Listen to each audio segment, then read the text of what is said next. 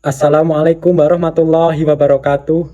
Alhamdulillahirabbil alamin wa bihi nasta'in wa la umri dunya watin. Wassalatu wassalamu ala asrofil anbiya'i wal mursalin wa ala alihi wa sahbihi ajmain amma ba'du. Yang pertama, marilah kita panjatkan puja dan puji syukur kita kehadirat Allah Subhanahu wa taala yang mana telah melimpahkan begitu banyak nikmat kepada kita semua.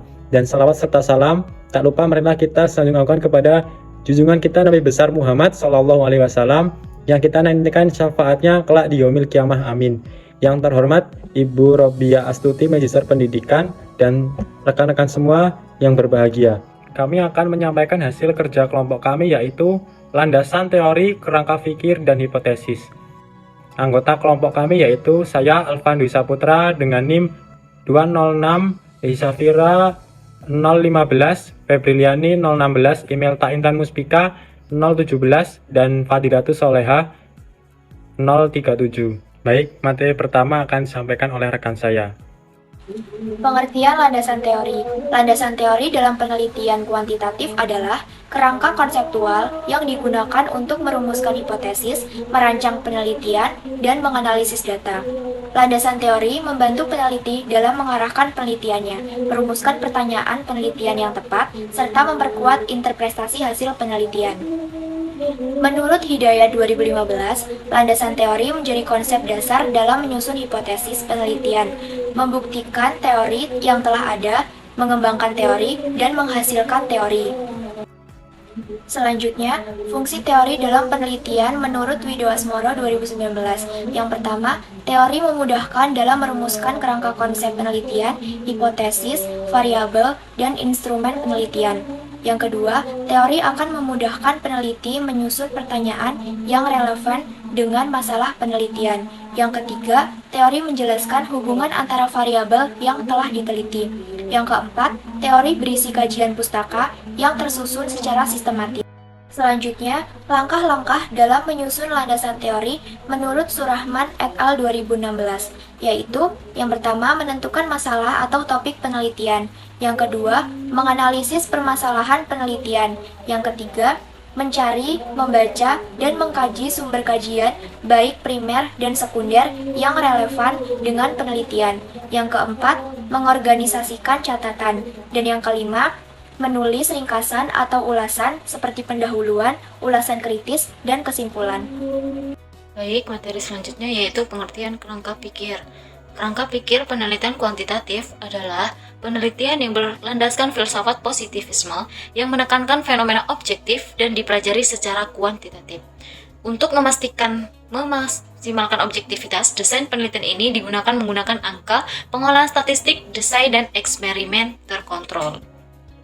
Guru Sugiono 2011-97 mengamukan bahwa kerangka berpikir yang baik meliputi yang pertama yaitu variabel yang diteliti harus dijelaskan. Yang kedua, sebagai bagian dari pemikiran diskusi, seseorang harus mampu menunjukkan dan menjelaskan hubungan antara variabel yang diteliti dengan teori yang mendasarinya. Lalu yang ketiga, pembahasannya juga harus mampu menunjukkan dan menjelaskan apakah hubungan antar variabel bersifat positif atau negatif, simetris, kausal, atau interaktif, atau timbal balik. Yang keempat, kerangka pemikiran tersebut kemudian harus dituangkan dalam bentuk diagram atau paradigma penelitian, agar pihak lain dapat memahami kerangka pemikiran yang disajikan dalam makalah penelitian tersebut. Selanjutnya saya akan melanjutkan materi, yaitu pengertian hipotesis. Hipotesis itu merupakan jawaban dugaan sementara terhadap rumusan masalah penelitian, karena jawaban atas rumusan masalah itu dilakukan berdasarkan teori yang relevan dan logika berpikir belum dibuktikan berdasarkan fakta-fakta yang empiris. Menurut Susilo 2019, dalam penelitian kuantitatif diperlukan hipotesis untuk menguji hasil penelitian. Pada penelitian deskriptif, hipotesis itu tidak diperlukan. Lalu, menurut Sodik dan Sioto 2015, kriteria hipotesis yang baik adalah yang pertama yaitu hipotesis itu dapat digambarkan atau dihubungkan antara variabel-variabel penelitian. Dan yang kedua, Hipotesis itu dapat menggambarkan arah hubungan antara variabel-variabel penelitian harus jelas. Dan yang ketiga, hipotesis dapat diuji. Keempat, hipotesis dapat dikaitkan dengan populasi. Dan yang terakhir yaitu hipotesis dapat dijelaskan berdasarkan kerangka konsep penelitian dalam merumuskan hipotesis. Selanjutnya yaitu ada menurut Suiroka et al. 2019 yang menjelaskan yaitu ada dua jenis rumusan hipotesis, yaitu yang pertama hipotesis penelitian atau pernyataan yang menyatakan hubungan atau pengaruh antara variabel. Hipotesis penelitian ada dua macam, yaitu yang pertama hipotesis alternatif H1 atau HA.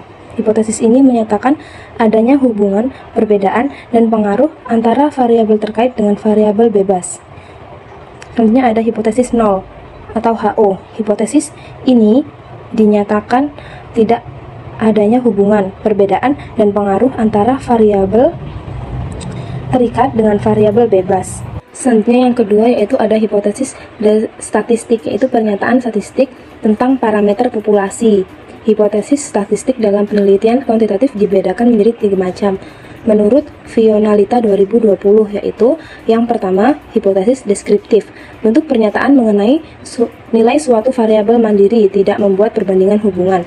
Yang kedua hipotesis deskriptif, bentuk pernyataan dugaan nilai satu variabel atau lebih pada sampel yang berbeda. Yang ketiga hipotesis asosiatif, bentuk pernyataan yang menunjukkan dugaan hubungan antara dua variabel atau lebih. Selanjutnya ada ciri-ciri hipotesis yang harus dipenuhi peneliti menurut Susilo 2019. Yang pertama, peneliti harus konsisten mengenai isi hipotesis. Yang kedua, hipotesis ditulis dalam bentuk pernyataan, bukan kalimat tanya yang berdasarkan pada landasan teori. Yang ketiga, hipotesis dalam penelitian eksperimental dapat menyatakan pengaruh, perbedaan, dan efektivitas antar variabel. Yang keempat, hipotesis harus dapat diuji. Saya akan menyampaikan materi yang selanjutnya, yaitu hal yang harus diperhatikan dalam pengujian suatu hipotesis. Di antaranya adalah 1. Arah hubungan, 2. Bentuk hubungan, 3. Hubungan positif dan negatif, 4. Kekuatan hubungan, 5. Kondisi hubungan. Selanjutnya yaitu langkah yang diperlukan dalam menyusun hipotesis. 1. Mereview teori yang terkait dengan variabel penelitian dan masalah penelitian. 2. Merumuskan hipotesis yang berlandaskan landasan teori dan hasil penelitian terdahulu. 3. Menguji hipotesis melalui uji statistik seperti uji T, uji F, uji C kuadrat, uji Z, dan jenis uji statistik yang lain untuk menganalisis data penelitian dengan menggunakan teknik analisis tertentu sesuai dengan jenis penelitian, tujuan penelitian, ataupun skala data pada variabel penelitian. Sekian materi dari kami. Jika ada salah kata ataupun pengucapan, kami mohon maaf. Kepada Allah kami mohon ampun. Kami akhiri. Wassalamualaikum warahmatullahi wabarakatuh.